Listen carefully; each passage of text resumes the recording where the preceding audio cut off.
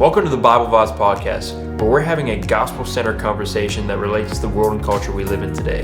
The hope for this is simple. We hope that you tune into the conversation and that you're encouraged as well as challenged as you walk through the season of life that you're in. So with that in mind, let's jump right into this week's episode of the Bible Vibes.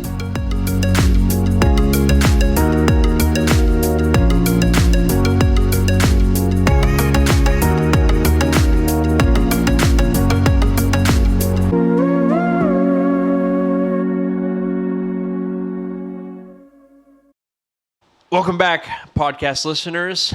Obviously, you see not one, not two, but three people this week. The unholy trinity right here. Wow. This is us.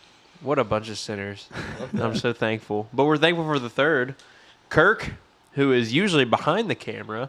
Mm-hmm. It's actually on a mic stand this week, and he doesn't even record our podcast. But I don't. That's because we have technology, or they were just making fun of me for... for how I talk about, what is it? Like lapel mic. Lapel mic. Not a tiny mic.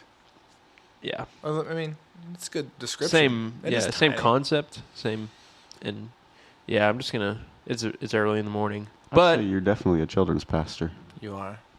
Children's ministry assistant. Assistant to the assistant. You do a great job, by the way. Hey. Looks like you're having fun in there. Well, last week we had an ice cream party. The week before we had a birthday party. We were missing out. Yeah, I feel like you're in the good the position. youth are giving away AirPods this week though, so like I mean there's a significant difference in budgets there that we won't talk about. Probably a donation or something of some sort. But Kirk is here with us mainly because he is leading our worship, and he is also behind the camera, filming everything that goes on at Loveland, and a little bit of everything, to be honest with you. I mean, just bouncing around. Also a family man, awesome kids, all right, awesome wife. She's pretty cool. But the main reason we brought him on here is because it is the greatest time of the year. March is here, yes. Which means March Madness is here, which also means Tennessee apparently got snubbed and got a 3 seed and not a 2, but let's not start it. What? No, apparently. I feel like we could make like 4 podcast episodes on why Tennessee should be a 2 seed over a 3 seed. Obviously, everybody knows that I'm not a Tennessee fan, but you are though. These two are. What are you a fan? Who are you a fan of? Does it depend on like the sport or the week? I think it depends on who's winning at the time. It depends on the score. It's obviously not who's winning at the time, because it does never go. I can cheer for almost every team and like still end up not winning. Where did you get a Texas A&M's? We did go to Texas. Like I was on A&M's campus. Oh yeah, that's right. Okay. He has been in Texas before. That's justified. I do have like one of every team's hoodies or shirts or something. Blender bottle. I mean, you name it, I have it. But it's just because I just love the atmosphere, and it's just like, I don't know, it's certain. Duke is my favorite basketball team, and I don't have high hopes this year. I did because it's Coach K's last year and a lot of emotion riding on that. But I just really have a hard time picking against teams like Kansas or Texas Tech, even Gonzaga. Who is your guys' who's your national championship game? You want to run our Final Four in our championship? Yeah, let me get your Final Four. I don't even know how it breaks down. Tennessee and 3 other teams. Boom, there it is. That's it. That's all that matters. Let us know, though, if you are a college basketball listener, or, watcher, I guess. We would love to just hear your prediction and roll with it. Obviously, by next week, we'll probably be in the Sweet 16. That's fast. It goes quick. Yep. But I love this time of the year. That's literally what we're going to be spending this week doing here at Loveland. And so... would you say that you worship March Madness? What a transition. Love it. How about that transition right there? I would say March Madness has been on a pedestal before, but praise be to God who knocked down a lot of my idols. And the only thing I do worship now is Christ Jesus. I have definitely been there where I've worshipped false gods in my life. But obviously these two are worship leaders if you haven't caught on yet. And so that's what we're going to be talking about is worship. And so really, I'm going to shut up for most of this podcast, and you're going to hear these two. It's not But gonna happen. yeah, He's lying. No. He'll interrupt. I'm just going to leave the room. That's the only way. But let's talk about worship.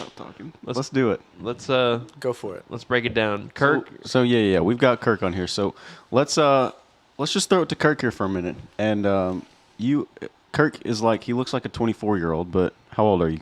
35. 35 years old. So you've been through multiple different worship styles. You've been a lot of different places. You've traveled. You've stayed put at a church. What have you learned through all of your experiences? Kind of what's an overarching, I don't know, maybe a point of emphasis of worship that you've learned through you've traveled, you've played multiple different styles of worship music. What would you say as a worship leader that's been through all of that, like an overarching principle for worship? One thing I would focus on as a worship leader, speaking to other worship leaders or other band people, is to always, which I've learned and I'm still learning, is to not play to your audience, but plan your worship around your congregation. I see so many churches and worship leaders doing things exactly the same way Passion does it. It's not going to work in a room full of 75 people. You know what I'm saying? And it's not going to ever work in your traditional stand. I mean, you got to remember when Maverick City and Passion and all these big places like that are coming into worship, there's a lot of hype around that moment, that night. And there's a lot of even planning around, especially like Maverick City. They don't just walk in there and know the songs. Yeah. They have been practicing, and there's just a lot of planning and a lot of momentum and hype going into those moments and those nights of worship. When in reality, not that that's not reality, but in our reality, we're coming in from people just got off work 30 minutes ago, or people just woke up 20 minutes ago. It's a completely different reality from what we watch on YouTube and all that good stuff, where you just turn it on and boom, people are full-fledged into worship, hands lifted, just all in it. But in reality, you're walking in a room at 9 in the morning where people just woke up and just literally walked in the room and just sat down, and sometimes we think we expect what we see on YouTube and wherever else to happen immediately, and that's not really reality. So I try, and I'll probably lead differently depending on the room, which is, I don't know, maybe, I don't know if that's right or wrong. I don't think there is a right or wrong. I'd agree with that. Yeah. You know what I'm saying? But you gotta, as a worship leader, figure out who your congregation is, because every congregation is kind of different. Yeah. Downstairs, the youth worship is different than up here. Clearly, the world's different, and even different churches. This blended worship or traditional worship isn't the same everywhere. So it's kind of, if you're traveling and worshiping or leading worship, it's even. Usually you got your set, you do the same thing regardless. But when you are a worship leader at a church, it takes some time to figure out how your congregation responds to certain things. That helps you put together your set list and figure out your plan of attack of how to penetrate through the busyness and the awkwardness of walking into a room and standing right next to other people and trying to get into this intimate moment. It's it's just a weird thing. If you where else in the world do we just walk into a room full of people, stand next to each other and start singing? Yeah. That doesn't really happen. I mean, other than maybe going to a Tennessee basketball game. Yeah.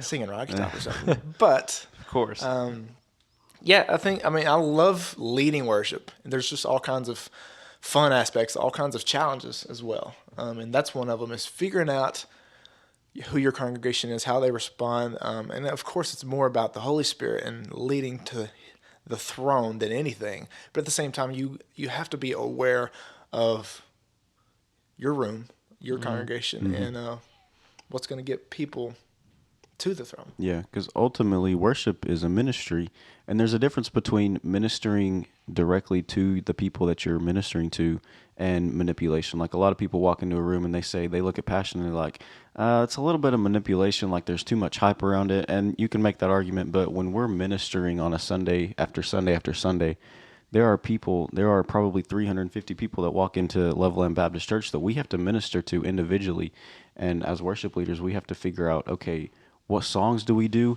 How do we do them to where they don't feel like, there's a disconnect between Jesus, the throne room, and where they're at in their life right now. Like we have to plan all that out. And I'm sure it's the same as being a pastor and ministering through the word. I was going to say, I mean, it's just like when you put it like that, it's the idea that comes to mind is like people have a strong disagreement on mega churches when you think about it, and I always go to the fact that like not all mega churches are bad, because not all small churches are good. That's just a reality. And so I think you guys would agree that we're both held to a high standard when it comes to leading, because it's leading God's people. And so obviously like doctrinally, like it's important for us to be held accountable for what we say, what we sing, what we teach, everything. Because it's a response thing as well. I mean, like we don't want them just to respond out of emotion, but we want them to be emotionally attached to God. Like this is their time to enter into that worship, where it's just not like, all right, guys, it's it's easy to fall into that. Like, okay, we know that when we come into Loveland, we're going to start off with an announcement, and then we're going to do a song. Then we'll have some more announcements. Then we'll go into worship, and then we'll hear the word.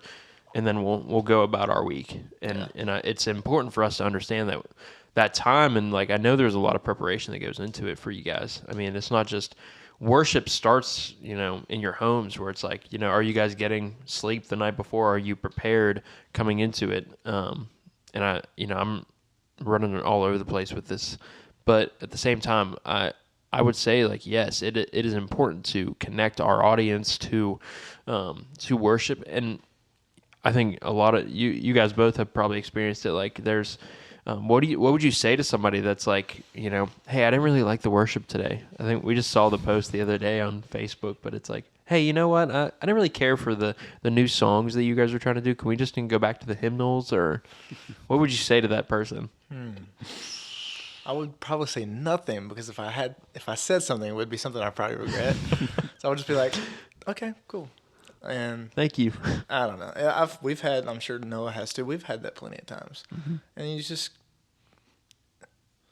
you don't want to say this out loud, but it's not about you. It's not about them. So we just like, but if you say that, even though it's true, you sound like a jerk. So you just smile and go with it. Like anything, you got to know which opinions to value and which opinions to just let go. Yeah. Right. And when you let them go, you got to do it in a respectful way. But we've, especially as a 35-year-old now, which is weird. Probably different. You're right. I still feel like I'm like 20-something. I've been through a lot of those situations, some more recent than others. And it's always the same. You're like, okay, cool. Thank you for your input. Yeah, thanks for your input. We talked last week about constructive versus I don't even want to say destructive versus constructive criticism. That's it depends on how you take it. Like anything, you know what I mean? Yeah. Like people get offended so easily. I mean, that could easily be an offensive comment for a worship leader. To me, I don't really. It's whatever. And I think there's a biblical approach to it. Like they have to understand, like, hey, like I love you enough to tell you that this is, this isn't about us trying to, bring hype music into the church. This isn't about like, if we wanted to do that, we'll just jump to like, Snoop Dogg or something. There you go. Like, I mean, that's if we on the list this week, actually. and right so after how great they are. right after, it's after, of course. and then it like Snoop. No, sorry, forgive us.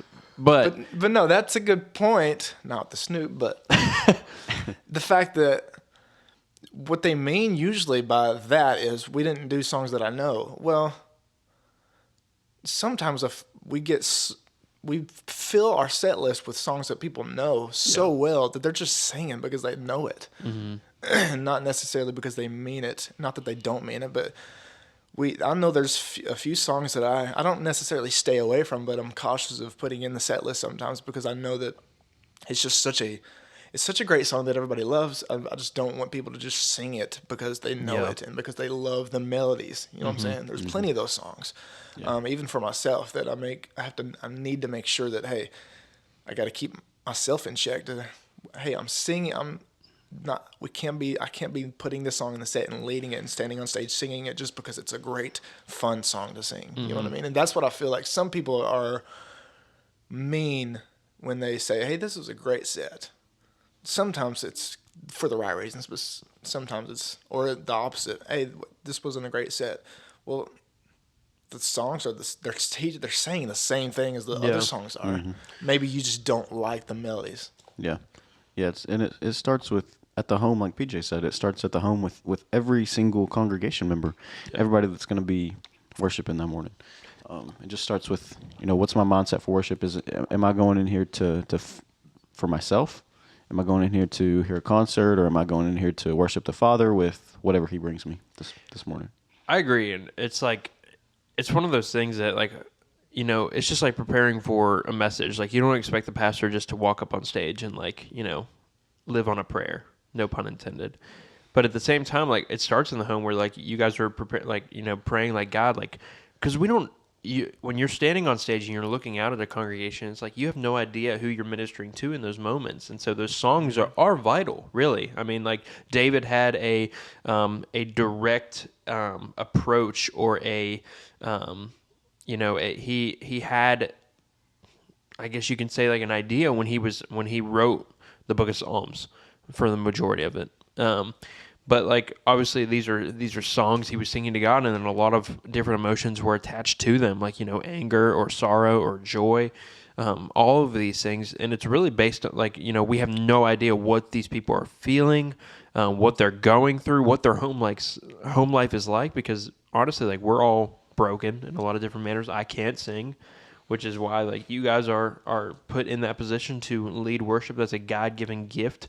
And I believe that, and we look at that, and it's easy to minister to one another because we know the Holy Spirit, but we have no idea if there's one person that maybe doesn't know who God is, or there's somebody at home who is being abused in some sort of manner, or there's somebody that just lost a child or a spouse, and it's we have no idea what these hymns or these songs mean, and so I think there's a lot of pressure on you guys in the 2022 in this century, in this time frame. And so, how do you handle that pressure? How, you have to get on stage every single week and lead people that maybe you don't even know.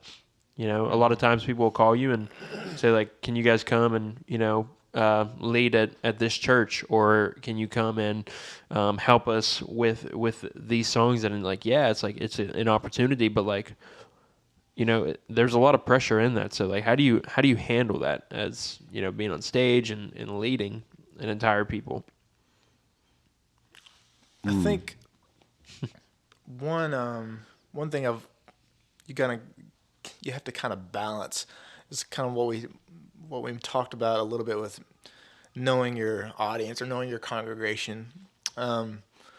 With that, when you're leading, which is very tough to do, you have to learn how not to lean on their response. Yeah. Because you never know what people are actually going through. Because I know as a worship leader, a lot of times when I'm not on stage, when I'm in the worship, I'm in the congregation, I'm listening more than I'm singing, and I'm just taking it in, especially when things get heavy or get emotional. I kind of stop singing and just kind of dial back and just listen and worship that way. So when we are a worship leader, a lot of times people aren't singing because they're just not in it. Yeah. But a lot of times, sometimes, maybe more times than we realize, people are maybe not be singing. Maybe they don't like to sing, and you can argue whether they should or shouldn't, whatever. But the fact still remains that sometimes they just aren't comfortable or are kind of in that moment where they're just listening and just taking it in more than anything. Right. Mm-hmm. So I think it's tough as a worship leader to look out into a dead crowd, and understand that, hey, it may not be as dead as it thinks or feels, because down in the congregation, they're not on stage. Like they're not performing. So they aren't of the mindset of the worship leader and the praise team's looking back at me right now. Maybe I should start. Like they're not in that mindset. They're as raw as it gets. Yeah. So they could, whatever they're going through, they're not putting on a show. They're either worshiping or they're not. That's not up to us as worship leaders to decide or to even focus on. We're there to worship ourselves. Not literally but worship, ourselves. No, that's good. I think a lot of it comes down to building relationships too. As worship leaders, we often are not thought of as people who need to build relationships with our congregation. Like, you're just up there to sing a song. You're up there to lead us in a few songs to prepare us for the message, and then the pastor, who we really know really well, is going to come up and talk to us for a little bit. But it really comes down to people are not going to respond to your leadership if they don't know you. And that goes for anywhere. That goes in, if the kids don't know you on Wednesday nights, they're not going to come up to you and ask you questions about the Bible story today. If the congregation doesn't know me or Kirk as a worship leader, they're not going to respond to the words that we say in between songs. So a lot of that pressure comes from and can come from us not knowing our congregation. And building relationships with them and just having that free, it's just like having a conversation. The more you talk to somebody, the less pressure it gets. So I think building relationships is really important there too. And we've had a conversation multiple times. And Kirk, I don't know if you've experienced this. And how long have you led worship now? And 35 years old. About 20 years or so. 20 years. Yeah. And so you think about that, and it's like, because I heard you mention like the response, like not focusing on the response, and I think that is something that we've obviously fallen into, and you probably have felt the same. But it's like if I'm preaching, especially like when I first got into ministry, and like nobody responded to the message. Like I gave an altar call, and nobody came up, or like one person came up, prayed, and sat back down. I always felt like, and this is going back to like me putting it on me, like I'm. How well did I do? Yeah. And we think about those times, it's like, that is so disappointing. Like, nobody responded to the message and stuff. And it's like, I'm assuming that is so hard. Like, when you're staring out into a crowd and they're just like a blank stare looking at you. And this isn't every week, but it happens. Yeah. And so, like, how do we deal with that?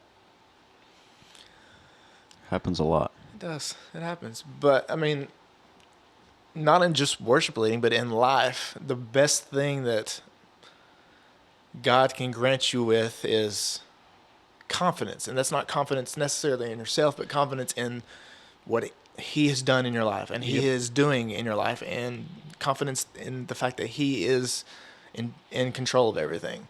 Amen. And that kind of goes into worship. Just because they are not responding the way I want, I have to have confidence that He's still working. Yeah. And confidence that if we've truly prepared for the set list and kind of prayed over it and really focused in on what needs to be done. And I spent 2 hours at least last night just on this week's. Just because there's a lot of things that go into it people don't really understand or realize. But you gotta have confidence in that, and just say, hey, they might not have stood up and sang and clapped and danced around, but that doesn't mean God wasn't at work. Mm-hmm. Yeah, that's so true. I don't know if I can add to that.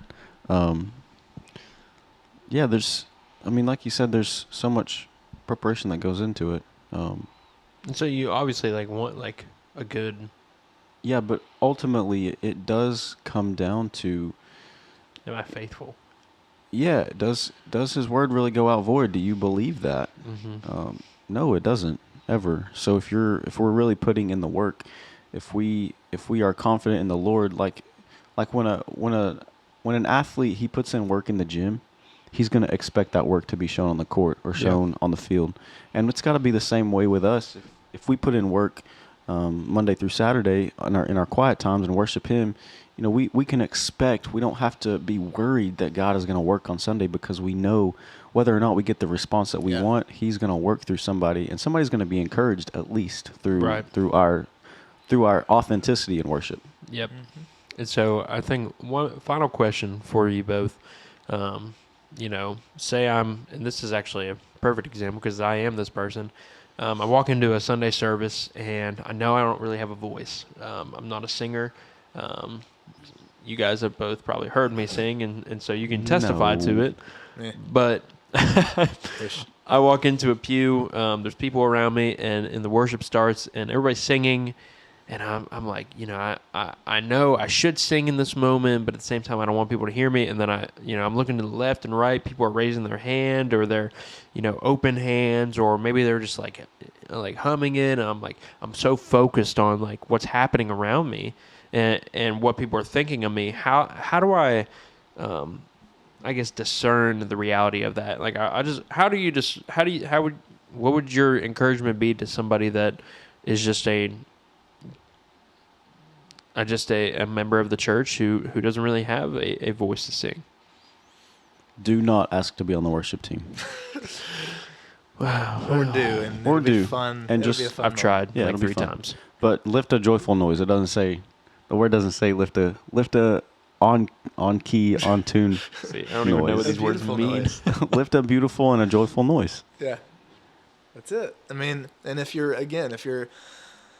really in your head about it and maybe anxiety filled and whatever, and you do not want to squeak out a pitch at all, like, start with being silent and taking it all in, and try over time to kind of get a little bit more comfortable with maybe just a nice and if you still start feeling confident and lifting it up a little higher. But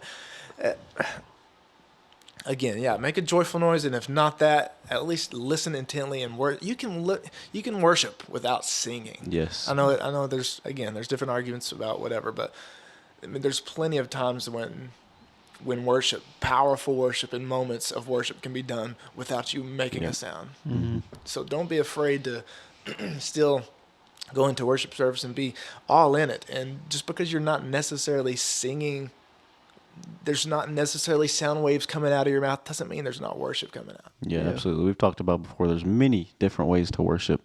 And singing is one of those, but singing is not all of those. Right. That'll be the first time you ever hear a worship leader say, it's okay not to sing. It's okay. Wow. That is encouraging too. So PJ, Especially- it's okay not to sing. Are you guys sure? You don't want... I wouldn't encourage you not to sing, actually.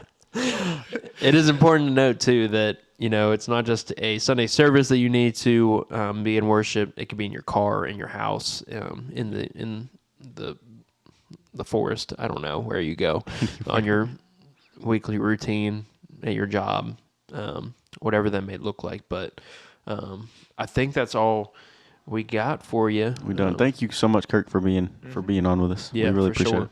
Thanks for having me. Instead of being behind the camera, You in it's front nice of it to today. have you in front, especially with the hair. I missed the old one after we saw that picture. Show it right now. Yeah, if we can get that picture on the Yeah, we'll screen get it for up you. there. This That was is what my, Tom Petty look. I'm here for it. If you bring it back, I'll be the first one to support you.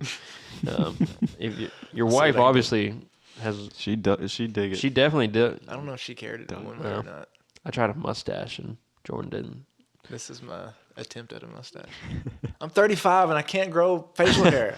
What's wrong Tell him with in the me? comments how he could grow a mustache. Somebody send me some, I don't know. Just for men. Yes. Just for face. But hey, we love you guys. We will see you again next week. We will. See y'all later. Peace out.